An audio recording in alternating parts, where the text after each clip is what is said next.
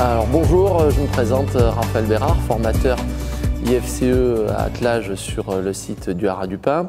Donc aujourd'hui je vous propose une vidéo sur comment atteler à deux, c'est-à-dire garnir, régler le harnais, atteler et voir les différents points de réglage pour que ça soit plus facile pour vous et pour les chevaux.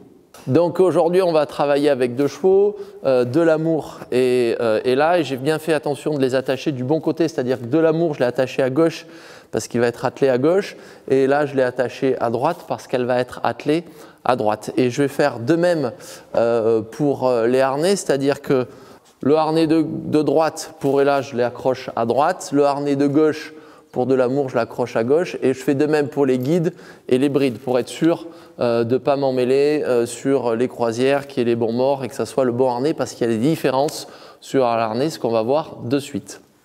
Alors, sur les harnais d'attelage à deux, il y a des différences. On peut avoir des harnais qui vont aussi bien d'un côté ou de l'autre, mais on peut voir déjà des différences sur, par exemple, ici, le dé de bricole. Le dé de bricole qui va servir à accrocher la courroie de timon ou la chaînette au timon, il est excentré par rapport à la bricole.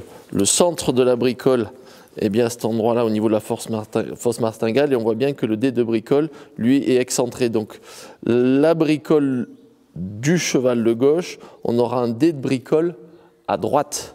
Et sur donc la bricole de droite, vous allez avoir le dé de bricole excentré vers la gauche.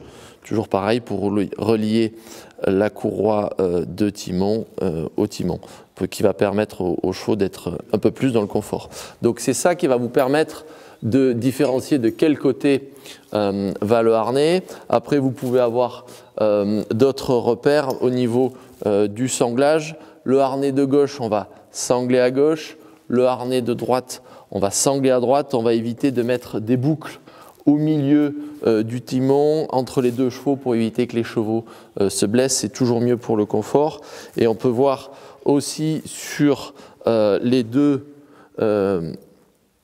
culerons que le culeron de gauche se boucle à gauche et le culeron de droite se boucle à droite. Voilà, ça donne plein de points de repère pour être sûr de ne pas se tromper quel harnais va d'un côté ou de l'autre. Alors ensuite, sur les guides d'attelage à deux, elles sont séparées en deux par ce qu'on appelle des croisières. On va les différencier aussi. Le bout de la guide de droite, on va veiller à ce qu'il n'y ait pas de boucle parce qu'on va le voir tout à l'heure quand on met les chevaux à la voiture et qu'on attelle, on va lancer la guide de droite vers la gauche. Donc on évite qu'il y ait une boucle pour venir piquer le cheval qui va recevoir ça va toujours être plus confortable sur lui ou s'il y a quelqu'un derrière, ça va éviter de le blesser. Donc la guide de droite, elle n'a pas de boucle et la guide de gauche, elle a la boucle avec le petit émerillon. Voilà.